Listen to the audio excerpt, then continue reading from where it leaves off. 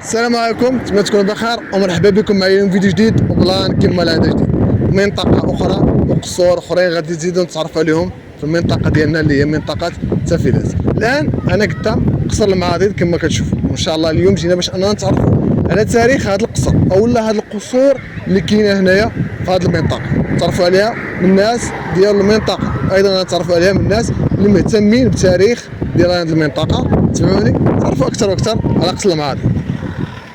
الصراحه كما كتشوفوا بان تقويسه ولا دخل اولا المدخل ديال قصر المعاضد اللي عنده واحد الهبه ولا عنده واحد المكانه وواحد الرونق واعر، واضافه الى انه تعاود له الهيكله ديالو. وكاين حاجه وحده اللي لاحظتها وبغيت نشير ليها ونوريها لكم، اللي هي السقف ديال التقويسه ديال القصر كما كتشوفوا، اللي انا مازال محتفظه بالطريقه التقليديه اللي عندنا في المنطقه.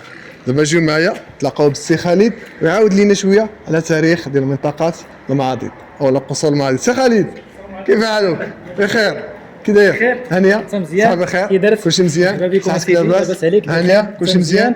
سي خالد ابن قصر العبادله المعاضد بصفه عامه. سي خالد عاود لنا شويه على قصور ديال منطقه المعاضد ولا زيد شرح الناس المعاضد فين رحنا، البلاصه فين رحنا، شرح الناس فيها شويه. الا كنا كنهضروا على المعاضد بشكل عام فهي المعاضد كتتكون من 5 القصوره. يعني كنهضروا على المعاضد بشكل عام، ولكن هي كتكون من 5 القصوره. كاين 5 القصوره. كاين قصر العبادله، كاين قصر المكابر، قصر القصير، وقصر المحريقيه، ثم البروج. هاك هذوما 5 القصور اللي كيكونوا لنا المعاضد. كاينه 3 قصور مرتبطه جغرافيا بعضها، هي قصر العبادله والمكابر والقصير. وقصر العبادله الدخله ديالو هذه اللي دخلتي دابا. حنا دابا داخل قصر العبادله، وهذه هي المصريه ديالو هي من الناحيه التاريخيه. كاينين التسميه ديال المعاضد او التكوين ديال المعاضد كان تشكل من ثلاثه القبائل. كاينه هي قبيله العبادله، تما قبيله المكابر، وقبيله الطغيان. مزيان. هاد القبائل هما اللي كونوا لنا، هاد 3 قبائل هما اللي كونوا شي حاجه سميتها المعاضد. هاك الاصل ديال هاد القصور، الاصل ديال هاد القبائل. هاد القبائل كتختلف الروايات. هاي هما كيقولوا ان الناس هادو جاوا اواخر القرن 14 بعد تخريب سجل ماسة. والاصل ديال التسميه ديال هاد القبيله يعني جات سميه المعاضد جات من التعاضد ديال دوك 3 قصور، التعاضد والتآزر بين هاد 3 قبائل هادو اللي شكلوا لنا واحد الحاجه سميتها المعاضد، وهي اللي ولات دابا متشكله من 3 قصورات. ثم تكونوا واحد 2 قصور اخرين، قصر البروج ثم قصر المحريقيه. قصر البروج كان جاء كحمايه من الموارد المائيه ديال المعاضد، هو بعيد جغرافيا شويه. كاين تما كاين المحريقيه والله القصيبه اللي كنقولوا حنا القصيبه عاد ثاني هي تيب بوحدها شويه بعيده شويه، واحد 50 متر ولا 60 متر باش بعيده شويه على القصر الام. تنشكرك بزاف السي خالد، وشكرا الله يرحم والديك. الله يبارك فيك السي محمد. هذا هو الداخل ديال قصر العبادله. كما كتشوفوا انه المسجد ده المسجد ديال القصر، والمسجد ديال القصر بوحدو كيبين لنا على المدى الحجم ديال الساكنه اللي كاينه في هذا القصر. باش اننا نزيدو نتعمقوا اكثر واكثر في البحث ديالنا ونزيدو نتعرفوا اكثر واكثر على الاصول التاريخيه للقصر ديال المعاضد او القصور ديال المعاضد بصفه عامه، غادي نمشيو دابا نتلاقاو الاستاذ العوني يعطينا معلومات اكثر واكثر. الاستاذ العوني مهتم بالتاريخ ديال المنطقه.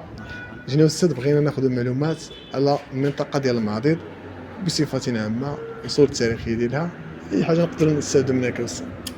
شكرا لكم اولا على هذه المبادره ديالكم للتعريف بقصور منطقه تافيلات. كما تعرفون ان قصور المعاضد هي من اقدم القصور الموجوده في منطقه تافيلات، وتعد ايضا من اكبر قصور المنطقه.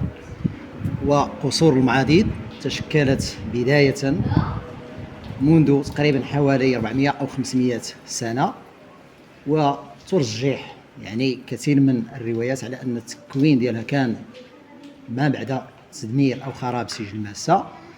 وهذه القصور انشاتها قبائل عرب الصباح، وهذه قبائل عرب الصباح تستوطن في كثير من المناطق ديال تافيلات. والاصول ديال عرب الصباح معروفه انها يعني عرب وافدين من منطقة شبه الجزيرة العربية، ويستوطنون في تيزيمي، ويستوطنون في السيفا، ويستوطنون أيضا في منطقة فزنة في الجرف. وهذه القبيلة عندما أسست المعاديد كانت هذه المعاديد عبارة على منطقة اللي هي ديال ترحال في الأصل التكوين ديالها، حيث أن الأصل ديال التكوين ديالها أن السكان الأوائل الذين أسسوا هناك واحد قصران صغيران أو ما يسمى بتميات. المعاديد كانت تعرف حتى في المصادر التاريخية. إلا رجعنا مثلا تاريخ الضعيف الرباطي كيذكر تميات عرب الصباح، تميات أو يعني هي المعاديد تمييز لا على عرب الصباح مثلا ديال تيزيمي.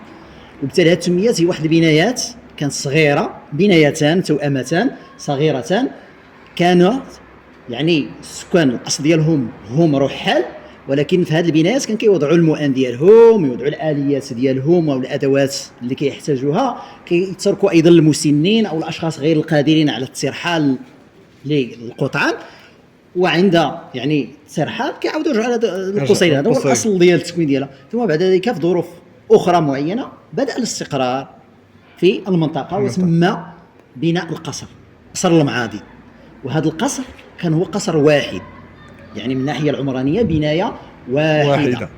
واستوطنت فيه هذه القبائل اللي شكلت المعاديد، 3 قبيله او صويان وايضا العبادله وايضا المكابر.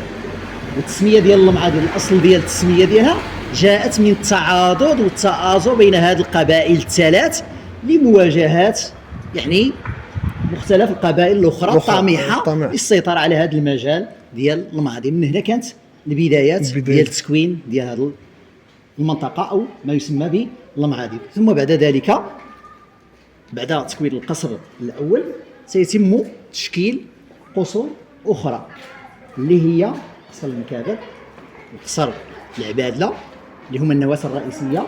ثم بعد ذلك سيتم زياده بعض الجهات الاخرى داخل القصر. مثلا شفنا الزياده تمت الزياده ديالها، وايضا اضيف قصير بوحده قصير، ومن التسميه ديالو باين انه يعني صغير لكلمه قصر، فهو صغير الحجم.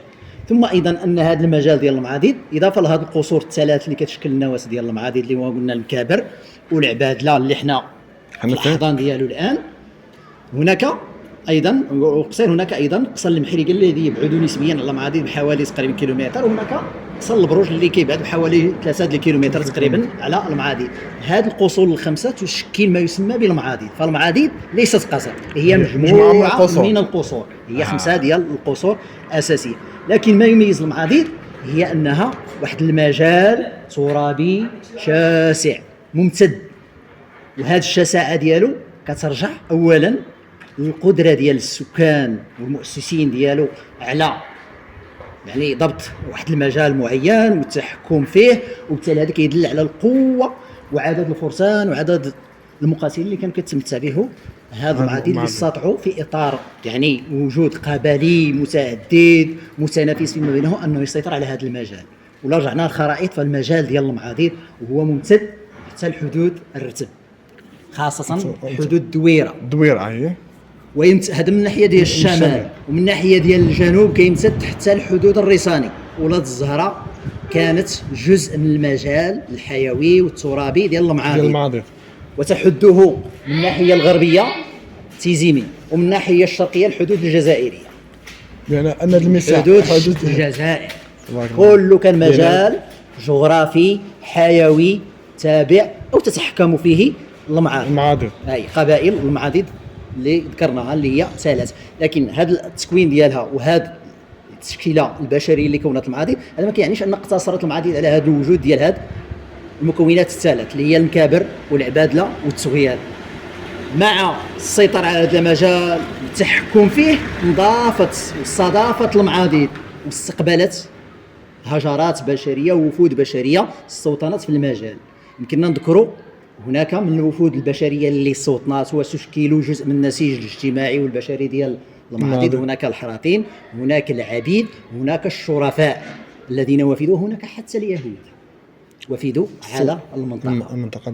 وبالتالي كانت المعاضيد يعني واحد المجال مضياف لكثير من الاعراق البشريه التي اندمجت وشكلت نسيج اجتماعي ما يسمى الان بالمعاضيد. هذا هو مجموع يعني المكونات البشريه اللي شكلت هذا المجال الجغرافي.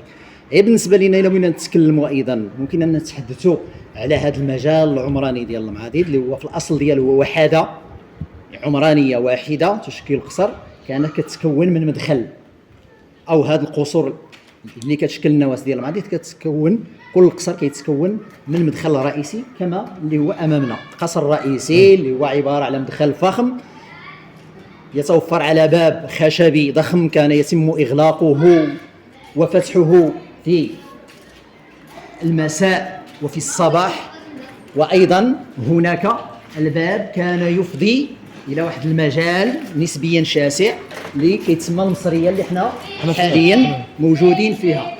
هذه المصريه اللي هي عباره على واحد يعني الفضاء عمومي كتكون من مجموعه من الاعمده اللي هي عريضه. هذه الاعمده هي اللي كنشوفوها الان، لكن هذه الاعمده هي حديثه مابقاش القديمه. الاعمده القديمه هدمت وتم بناء مكانها هذه الاعمده اللي هي حاليا رقيقه شيئا ما، اما الاخرى فكانت سميكه جدا. هذه الاعمده تحمل مجموعه من القناطر الخشبيه، وايضا كنلاحظوا ان الخشب هو التي يتم استخدامه في التسقيف ديال هذا المكون، وهو يعني ميزه تميز مختلف القصور ديال المنطقات التافهات، حيث يستخدم ادوات محليه في البناء، منها الخشب، منها القصب، منها جريد النخل، وايضا الطين والحجر وغيره. يعني مكونات المواد ديال البناء هي مواد محليه. هذا المجال او هذا الفضاء اللي هو المصريه هو عباره على مدخل في الغالب كيكون متعرج. الا رجعنا للتشكيله والتخطيط ديال القصور كنوجدوه متعرج. ها حنا اش كنشوفوا المدخل، ها حنا كنشوفوا المخرج ديالها، فهي منعرجه ما كتنفتحش مباشره على الازقه او على الساحه الوسطى. هذا واحد فيها واحد الخصوصيه وواحد النوع من تمويه، ايضا نوع من انواع ايضا عدم الكشف ما يوجد خلف الابواب. حتى في المنازل كاين هذا الميزه. هذا الفضاء اللي كنتكلموا عليه كيتوفر على دكاكين كما نلاحظ. هذه الدكاكين كتكون مخصصه لجلوس الناس، خاصه الناس من كبار السن واصحاب الحل والعقد الذين يجلسون هنا في فترات الصيف، في فترات ايضا البرد، للاستراحه، للتداول في مجموعه من الامر، ممكن للتداول في الشان العام. من بعد هذه المصريه كنخرجوا او انها تنفتح على واحد الفضاء اللي هو شاسع شيئا ما كنسميوه الوسعه محليا. الوسعه ولا الحوش مثلا؟ لا حنا كنسميوه الوسعه. الحوش هذاك واحد المجال اخر عنده واحد الوظيفه اخرى. هو هذا الا بغينا نشوفوا الحوش هو هذا حنا عندنا الحوش. هو الحوش حنا عندنا. والحوش هو واحد المكان كان مخصص لاستقبال دواب ابناء السادس. اما الوسعه هي هذه عندنا حنا، هذه هي الوسعه. والوسعه في الغالبيه القصور اللي كانت عندنا في المنطقه بشكل عام تافهات والمعاضيد جزء منها، هذه الوسعه كيكون المسجد الجامع على هذه الوسعه، وبالتالي المسجد كيشكل واحد المركزيه داخل هذا النسيج العمراني ديال القصور. وعن المسجد ومن المسجد تتفرع الازقه الكبرى. وإلا بغينا نشوفوا حنا هنا هذا القصر اللي حنا موجودين فيه الان اللي هو قصر العبادله، هذه هي الوسعه ديالو كنشوفوها الشاسعه ديالها. الفضاء كانت للتجمعات، للمناسبات، للاعراس، ايضا بعض المبادرات مثلا كتكون التجار في بعض المرات كيعرضوا المنتجات ديالهم. هذا الشيء قديم ماشي حاليا ما بقاش. كانت واحد السوق لتبادل ديال البضائع والسلع سواء لابناء المنطقه او لناس وافدين عليها. كنلاحظوا الزقاق مثلا هذا ديال العباده، هذا الزقاق الرئيسي وكيتسمى القصبه الجديده. قصبه جديده كنلاحظوا هذه القصبه الجديده كتفرع عليها مجموعه من الدروب، وكل درب كيتضمن مجموعه من الدور للسكن المخصصه للسكن. ثم عندنا الزقاق الثاني هو زقاق الزياده اللي يمكن اننا نتجهوا له. الا جينا نشوفوا هنا شحال عندنا غادي يكون عندنا في العبادله من زنقه مثلا، غادي يكون عندنا خلينا التقسيمات ديالهم. عندنا جوج الازقه، كاين هذاك وكاين هذا. كاين هذا الزقاق وكاين هذا الزقاق. ما بعدهم وصل للجهه هذاك عاوتاني كاين قصر اخر. هذا قصر اخر. نوضحوا هذه النقطه. كاين قصر اخر. حنا دابا كنعطيو نموذج ديال كانت قصر واحد، ولكن حاليا راه مقسمه على 3 قصور ديال المعاضي. كل واحد عنده التقويسه ديالو، كل واحد عنده الجامع ديالو، كل واحد صحيح كلها بالمدخل الخاص به، كلها بالمصريه الخاصه به. ممكن على حسب المساحه، ممكن تكون عنده مساحه، ممكن ما تكونش عنده. بحال هذا عندنا ما عندكم بما انه ربما قصر كبير هو القصر اكبر. هذا هو اكبر القصور، قصور ديال المعاضد. صحيح هو هذا. هذا سيد الجامع دابا الحاسي. هذا البير ديال واش جديد او واش قديم؟ لا هذا قديم. هذا من البير السقي. هذا بير مخصص للسقي للسكان، وكيكون بير خاص بالمسجد بوحدو. هذا راه الان هذا المسجد، تعاود المسجد اعاده البناء ديالو هو كان المسجد قديم فواحد الهيئه، وكان عندنا فيه ايضا خاص به البئر ديالو، لكن هذا البئر حاليا راه تم التغطيه ديالو ويعد واضيف المكان ديالو الى المصلى.